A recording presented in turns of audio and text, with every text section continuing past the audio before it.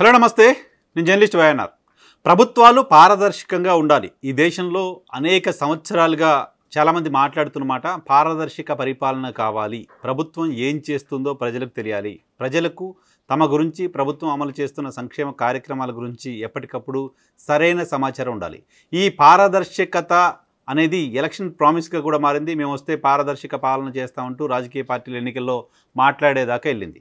So పారదర్శక పాలన లేని వాతావరణంలో ఇటువంటి హామీలు పుట్టుకొచ్చాయి. నిజానికి పారదర్శక పాలన అనేది ఎన్నికల్లో హామీగా ఉండాల్సిన అవసరం లేదు, ప్రభుత్వాల బాధ్యత కూడా. ప్రజాస్వామ్య దేశంలో ప్రభుత్వాలు ఏం చేస్తున్నాయో ప్రజలకు తెలుసుకునే రైట్ ఉంటుంది. ప్రభుత్వాలు ఏం చేస్తున్నాయో ప్రజలకు చెప్పాల్సిన బాధ్యత కూడా ఉంటుంది. ఇదే పారదర్శకత.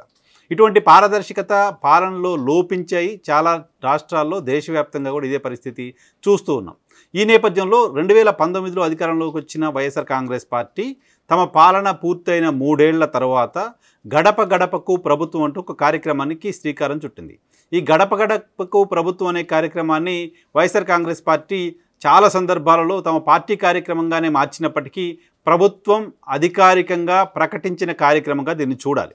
ఈ కార్యక్రమంలో అప్పుడు ఏం చేసింది ప్రభుత్వం అంటే, ఎమ్మెల్యేలు లేకపోతే ప్రభుత్వానికి సంబంధించిన ప్రతినిధులుగా ఉన్న వాళ్ళు నేరుగా ప్రతి గడపకు వెళ్ళి తమ సర్కారు వచ్చిన ఈ 3 ఏళ్ల కాలంలో ఏం చేసింది, ఎటువంటి సంక్షేమ కార్యక్రమాలని అమలు చేసింది, ఎటువంటి అభివృద్ధి కార్యక్రమాలను అమలు చేస్తుంది, ఈ కార్యక్రమాల పట్ల మీ ఆలోచన ఏంటి, ఈ కార్యక్రమాలు మీకు సరిగ్గా అందుతున్నాయా లేదా అని చెప్పటం, అక్కడ క్షేత్రస్థాయిలో అమలుకు సంబంధించిన సమాచారాన్ని తెలుసుకోవడం, ఇవి రెండే లక్ష్యంగా గడప గడపకు మన ప్రభుత్వం అంటూ అప్పుడు కార్యక్రమాన్ని అధికారికంగా వైసీపీ సర్కార్ హయాంలో చేశారు. తమ పాలన పూర్తయిన 3 ఏళ్ల తర్వాత బహుశా 2022 మే ఆ ప్రాంతంలో ఈ కార్యక్రమాన్ని స్టార్ట్ చేశారు. సో స్టార్ట్ చేయడం మాత్రమే కాదు, 95% ఎన్నికల హామీల్ని మనం నెరవేర్చాం కాబట్టి 95% ఎన్నికల హామీలను నెరవేర్చిన నేపథ్యంలో నెరవేర్చామనే విషయాన్ని ప్రతి గడపకు చెప్పాలి. ప్రభుత్వం నెరవేర్చిందనే విషయాన్ని ప్రతి గడపకు చెప్పాలి. దాంతోపాటు ఇంకా రాని వాళ్ళు ఎవరైనా ఉంటే, ఎవరికైనా ఈ సంక్షేమ కార్యక్రమాల అమలు కాని వాళ్ళు ఎవరైనా ఉంటే, సో వాళ్ళకి సంబంధించిన వివరాలను తెలుసుకుని అక్కడే ఉన్న అధికారులకు దానికి సంబంధించిన సమాచారాన్ని ఇచ్చి సో ఆ కార్యక్రమాలు వాళ్ళకి అమలయ్యేలా చేయాలి. ఇది ఆ కార్యక్రమానికి సంబంధించిన స్థూలంగా ఉద్దేశం. ఈ కార్యక్రమాన్ని వైఎస్ఆర్ కాంగ్రెస్ పార్టీ నాయకత్వం కూడా సీరియస్గా తీసుకుంది. అప్పుడు ముఖ్యమంత్రి జగన్మోహన్ రెడ్డి రెగ్యులర్గా ఈ కార్యక్రమం పైన తనిఖీలు చేస్తూ వచ్చారు. తనిఖీలు ఇన్ ద సెన్స్ ఆయన రివ్యూస్ చేస్తూ వచ్చారు. ప్రతి ఎమ్మెల్యే కూడా ఖచ్చితంగా 2 సార్లు ప్రతి గడపను టచ్ చేయాలి అనే విషయాన్ని చెప్తూ వచ్చారు. ఎమ్మెల్యేలకు టాస్క్ ఇచ్చి మరి ఖచ్చితంగా ప్రతి గడపకి తిరగండి అంటూ ఆయన పంపించారు. నాకు తెలిసి ఎన్నికల ముందు తప్ప అధికారంలోకి వచ్చిన తర్వాత ఒక ప్రజాప్రతినిధి మేము ఇది చేశాం, ఇలా చేస్తున్నాం, మీ ఇంటికి ఇంత లాభం చేశామని ఓ పేపర్ పట్టుకొని ప్రతి గడపకు వెళ్ళడం అనేది స్వతంత్ర భారతదేశ చరిత్రలో మొట్టమొదటిసారి జరిగింది. స్వతంత్ర భారతదేశంలో మొట్టమొదటిసారి జరిగింది. ఆ మాటకు వస్తే ఇటీవల కాలంలో ఎన్నికల్లో నిలబడుతున్న వాళ్ళు ఎన్నికలకు 3 రోజులు 4 రోజుల ముందు బీఫామ్లు తీసుకొని వచ్చి పైనుంచి ఊరికి ఒకసారి వచ్చి దండం పెట్టుకుని వెళ్ళి ఓట్లు అడుగుతున్నారు. కొన్ని ఊర్లకు అసలు వెళ్లకుండానే ఎమ్మెల్యేలు ఎంపీలు అయిపోతున్నారు కొంతమంది, పార్టీలు స్ట్రక్చర్ ఉంది కాబట్టి. సో అలా కాకుండా ఎమ్మెల్యేలు నేరుగా తమ ఇంటి గడప తొక్కేలా చేసిన ఈ కార్యక్రమం చాలా పెద్ద ఎత్తున చర్చకు కూడా దారితీసింది. సో ఎమ్మెల్యేలకు ఒక రెస్పాన్సిబిలిటీ, ఎమ్మెల్యేలు ఏం చేస్తున్నారో ప్రజలకు తెలుసుకునే అవకాశం, ప్రభుత్వం ఏం చేస్తుందో ప్రజలకు తెలుసుకునే అవకాశాన్ని కూడా కల్పించింది. అటువంటి ఈ కార్యక్రమాన్ని కూటమి సర్కార్ అధికారంలోకి వచ్చిన తర్వాత తాజాగా రద్దు చేసింది. మా ప్రభుత్వం మీ గడపకు రాదు అని చెప్పదలుచుకుందా ప్రభుత్వం? ఈ ప్రభుత్వం ఆ గడపకు వెళ్తే వచ్చే నష్టం ఏంటి? ఈ ప్రభుత్వం ఆ గడపకు వెళ్ళి గతంలో వైసీపీ సర్కార్ హయాంలోనో అంతకుముందు ఇంకెవరో చేసిన పథకాల గురించి చెప్పాల్సిన అవసరం లేదు కదా. ఈ ప్రభుత్వం వచ్చిన 7 నెలల్లో ఏం చెప్పిందో ప్రజలకు చెప్పే అవకాశం కదా. పైగా ఈ కార్యక్రమం డబ్బులు ఖర్చు అయ్యే కార్యక్రమం కూడా కాదు కదా. పైగా ఈ కార్యక్రమం మీ నాయకుల్ని, అధికారుల్ని ప్రజలకి దగ్గర చేసే కార్యక్రమం కదా. 175 మంది ఎమ్మెల్యేలు ఉన్న ఆంధ్రప్రదేశ్ శాసనసభలో 164 మంది కూటమికి సంబంధించిన శాసనసభ్యులు ఉంటే వీళ్ళందరూ కూడా ప్రజల దగ్గరికి ప్రతి గడపకు వెళ్ళే ఒక అవకాశాన్ని కల్పించే కార్యక్రమం కదా. సో దాని ద్వారా 7 నెలల్లో 8 నెలల్లో కూటమి సాధించిన విజయాలను ప్రతి ఇంటికి చేర్చే కార్యక్రమం కదా. సో ఇంత అద్భుతమైన కార్యక్రమాన్ని, ఇంత అద్భుతమైన అవకాశాన్ని కూటమి సర్కారు ఎందుకు వదిలేసుకుంది? ఎందుకు గడప గడపకు కార్యక్రమాన్ని రద్దు చేసుకుంది? ప్రతి గడపకు వెళ్ళడానికి కూటమి సర్కారు ఎమ్మెల్యేలకు ఉన్న భయం ఏంటి? పారదర్శకతకు ఎందుకు పాతర వేస్తున్నారు? పారదర్శకత అవసరం లేదు అని ఎందుకు అనుకుంటున్నారు?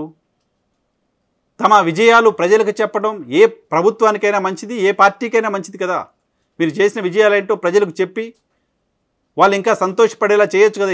7 నెలల కాలంలో ఏం చేశారు, వచ్చే 7 నెలల కాలంలో ఏం చేస్తారు, తర్వాత ఏం చేస్తారు అనేది నేరుగా ప్రజలకు చెప్పుకునే అవకాశం కదా. పైగా డబ్బులు ఖర్చు అయ్యే కార్యక్రమం కాదు, దేశంలోనే వినూత్నమైన కార్యక్రమం. మీరు చేసిన కార్యక్రమాలు నేరుగా ప్రజల దగ్గరికి తీసుకెళ్ళి వాళ్ళని కన్విన్స్ చేసి వాళ్ళు మీతోటే ఉండేలా చేసుకునే కార్యక్రమం కదా. సో ఇంత అద్భుతమైన కార్యక్రమాన్ని కూటమి సర్కారు ఎందుకు ఆపేసిందో అర్థం కాని పరిస్థితి. పైగా ఇప్పుడు కూటమి సర్కారు దీనిపైన ఎందుకు రద్దు చేశామనే దానిపైన ప్రకటన చేయలేదు, కానీ కూటమిని మోస్తున్న మీడియా మాత్రం ఇంతకాలం పట్టిందా దీన్ని రద్దు చేయడానికి, దీన్ని ఎప్పుడో రద్దు చేసి ఉండాలి కదా అంటూ రాస్తూ ఉన్నారు. ప్రభుత్వాన్ని ప్రజల దగ్గరికి పంపించే ఒక కార్యక్రమాన్ని రద్దు చేయడాన్ని ఎలా సమర్థించడానికి ఒక రీజన్ ఏంటో కూడా అర్థం కావట్లా. గతంలో చంద్రబాబు నాయుడు గారికి ఉన్న పేరు జన్మభూమి కార్యక్రమం ద్వారా ప్రభుత్వాన్ని ప్రజల దగ్గరికి తీసుకొచ్చారని, ఆ తర్వాత ప్రజల వద్దకు పాలన అంటూ ప్రతి ఊర్లో గ్రామ సభలు పెట్టి ఆ గ్రామ సభల దగ్గర జనాలు తీసుకొచ్చి సో ఆ ఊర్లో సంక్షేమ కార్యక్రమాలు ఇంకేదో చర్చ గ్రామాల్లో ఉండేది ప్రజల వద్దకు పాలన అంటూ. సో ఇప్పుడు కుటుంబాన్ని వద్దకే పాలన, గడప వద్దకే పాలన ఇంకా అద్భుతమైన కార్యక్రమం కదా. చంద్రబాబు నాయుడు గారికి కూడా గతంలో చేద్దాం అనుకుని బహుశా చేయలేకపోయిన కార్యక్రమం ఏమో కదా ఇది. సో ఇటువంటి కార్యక్రమాలని రద్దు చేయడం ద్వారా ఏం ఆశిస్తున్నారు అనే విషయాన్ని పక్కన పెడితే ఎందుకో భయపడుతున్నారేమో, ప్రజల దగ్గరికి వెళ్ళడానికి ఆందోళనగా ఉందేమో, ప్రజలకి ఏం చెప్పాలో అర్థం కాని పరిస్థితిలో ఉన్నారేమో, ప్రజల దగ్గరికి వెళ్తే గతంలో ఉన్న సంక్షేమ కార్యక్రమాలు అమలు చేయట్లేదు మీరేంటి అని తిరగబడతారనే భయమేమో, లేదా ప్రభుత్వం పారదర్శకంగా కాకుండా రహస్యంగా పరిపాలన చేయాలనుకుంటుందేమో అనే అనుమానం ఎవరికైనా వస్తుంది కదా. అటువంటి అనుమానాలకి బలం చేకూరుస్తూ ఈ కార్యక్రమాన్ని రద్దు చేశారు. దీనితో పాటు ఇప్పటికీ ఈ సర్కార్ అధికారంలోకి వచ్చిన తర్వాత అనేక జీవోలను కూడా రహస్యంగా పెడుతున్నారు. గతంలో జీవోల రహస్యం అంశం పైన గత ప్రభుత్వం పైన కూడా మనం మాట్లాడాం, గత ప్రభుత్వం పైన కూడా విమర్శలు చేశాం. సో ఇప్పుడు కూటమి సర్కారు పారదర్శక పాలన అంటూ అధికారంలోకి వచ్చి జీవోలను కూడా రహస్యంగా పెట్టాల్సిన అవసరం ఎందుకు వస్తుంది కూడా ప్రజలకు సమాధానం చెప్పాల్సిన అవసరం ఉంటుంది. జీవోలను ఎందుకు రహస్యంగా పెట్టారనే వార్తలు వస్తున్నాయి మీడియాలో తప్ప జీవోలను ఎందుకు రహస్యంగా పెట్టారనేది ప్రభుత్వం చెప్పలేకపోతుంది, ప్రభుత్వం రెస్పాండ్ అవ్వలేకపోతుంది, ప్రభుత్వం దానిపైన స్పందించాలని ఎందుకో అనుకోవట్లేదు. సో గడప గడపకు రద్దు చేయడం ద్వారా మేము రహస్యంగా పాలన చేయాలనుకుంటున్నాం, మేము ప్రజలకి ఏది చెప్పాలనుకోవట్లేదు, మేము ప్రజల దగ్గరికి వెళ్ళాలంటే భయపడుతున్నాం అనే విషయాన్ని ప్రభుత్వం చెప్పినట్లుగా అర్థం చేసుకోవాల్సిన అవసరం కనపడుతోంది.